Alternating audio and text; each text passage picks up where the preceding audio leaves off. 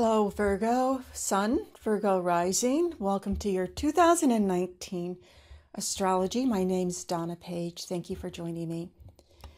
The main energy for this year to think about as you go into it is how do you capture and maintain hope and enthusiasm and the ideal of the future. At the same time, you are paying attention to what's going on around you. And Virgo, as your ruling planet is Mercury, let's go through the Mercury retrogrades first. So there are 3 Mercury retrogrades, and they will be mostly in water signs. So the first one is March 5th to the 28th in Pisces, and the second one in July 7th to August 1st. It starts in Leo, then goes back to Cancer. The third one, October 31st into November in Scorpio. So in the water signs, Mercury, your ruling planet, how do you go up to the higher realms, the consciousness, and bring it back down deep into the subconscious, and then bring it back out in order to be able to do something with it. And the water is the intuitive sides. Okay, so there's this very intuitive component to it.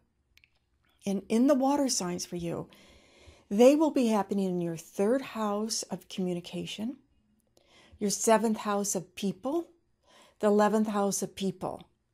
So there is this interconnection about reaching out to others, but using your intuition. It's water energy. Your intuition. Who are the right people for me to be with? The 11th house. Where's my connections? Where's my tribe? Where's my group? And who are right there? Who feels like family to me? And then the November energy is the 3rd house in Scorpio. Is how do I communicate in a deep way? Not superficial, but in a deep way. So the year starts out with the solar eclipses. The solar eclipses this year are even more important than any other year because the solar eclipses are in the Capricorn Cancer axis. Why they're more important this year is because Pluto and Saturn are in Capricorn, and they are very close to each other. They're not exactly conjunct until 220, but they are, very close, and there's a preparation energy. And that Capricorn energy with Pluto and Saturn, they're the heavy hitters, transformation and get serious, get real, be realistic, deal with the material world. This is the 3D world. And here's the conflict that we have, because the major aspects we have is between Jupiter and Neptune. And they're in their rulerships. Capricorn is too. So in their rulerships means they're very strong. Jupiter and Sagittarius, Neptune and Pisces. They don't care whether or not we have money to pay our rent. They don't care whether or not something is practical. This is about going after your dream. So it's about being in the world of spirit.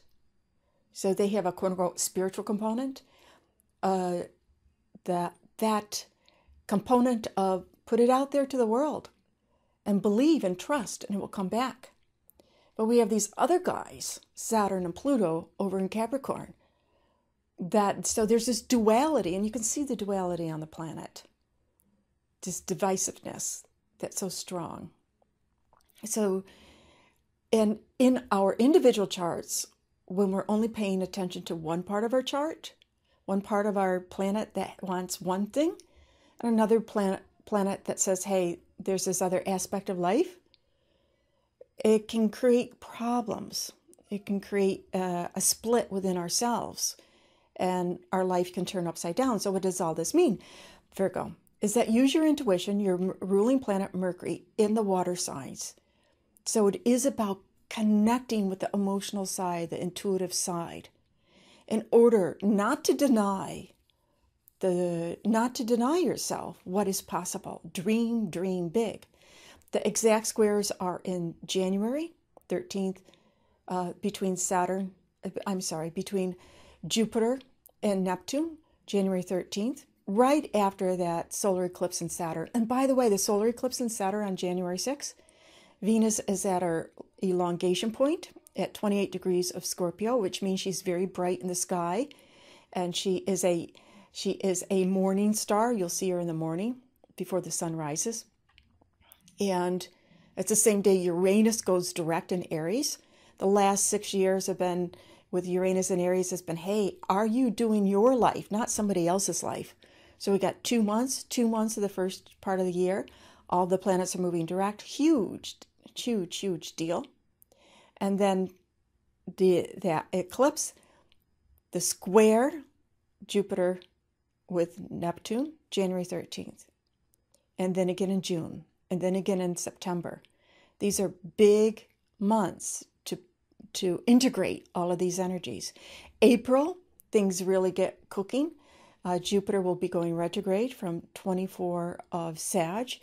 And then next in line, Pluto goes retrograde on the 20th of April, which is the same day that Pluto goes out of bounds. That Mars goes out of bounds, and Mars and Pluto have this, they're like pals, in some way. They are co-rulers of Scorpio.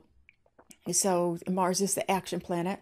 Mars will go out of bound from Gemini and on what's called the node of Uranus. So it's a very intense energy that particular time. And then on the 30th of April, Saturn, and whenever it goes retrograde, and whenever a planet goes retrograde or direct, they're very strong. So that's why April is a very powerful time. So just that sense of get things moving. And then the eclipses in the summer are, the solar eclipse is on the 2nd of July. I skipped the lunar eclipse in January, silly me. January 21st, we have the lunar eclipse in Leo. It's a full moon, super full moon. And it's the last energy that we had for the last 18 months of the Leo Aquarius energies. And so this energy is another reminder, is do I have my daily life and schedule, in order? Do I have that in order? Do I feel that is, a balance between my work life and my retreat life, my meditative life? So July 2nd, we have that solar eclipse in Cancer. July 16th, we have a lunar eclipse in Capricorn where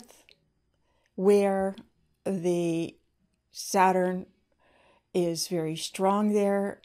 It's on called the heliocentric node of Saturn on that. So there's this seriousness there that's going.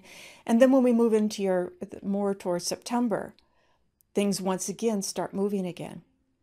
We have a lot of turning energy. Saturn moves direct, pretty much at the degree of that Saturn solar eclipse in January. So whatever you start in January, you can really see how well it's come into place in September.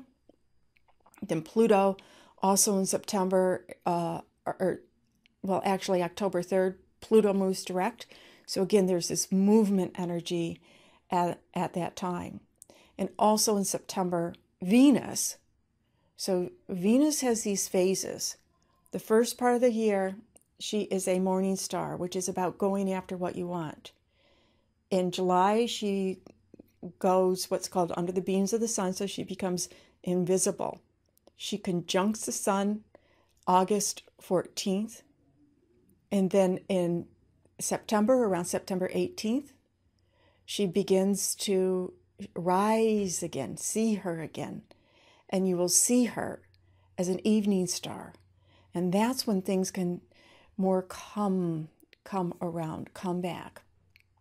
That end of the year, towards the end of the year, we have Jupiter going into Capricorn, your sister Earth sign, in December.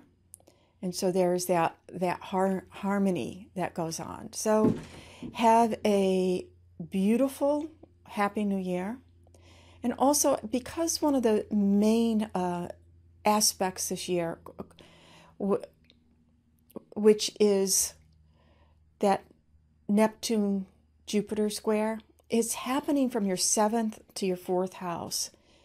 And that those dreams, the energy of the dreams, the energies of what is it that I want, to incorporate how other people are that you can bring them home, because the fourth house is your home, it's your family.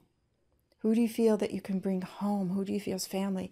And Jupiter in your fourth house is really being able to appreciate things and to expand upon things and accept where you are lucky. You know, where are you lucky? You could feel that desire to travel because Jupiter is in Sag, or to dream, to expand perhaps your knowledge of your own subconscious, because that's also the fourth house. And not to gloss over the fact that Saturn and Pluto are in your soul, and the eclipses are going between your fifth house of romance, love affairs, your hobbies, and your 11th house of friendships. And so there's this emphasis that's going and will continue into 2020 of bringing into your life joy and having people in your life that you want in your life and that acknowledge and appreciate you for who you are and bring joy, and that there's a sense of lifting each other up. Have a beautiful and happy new year. Thanks for checking in.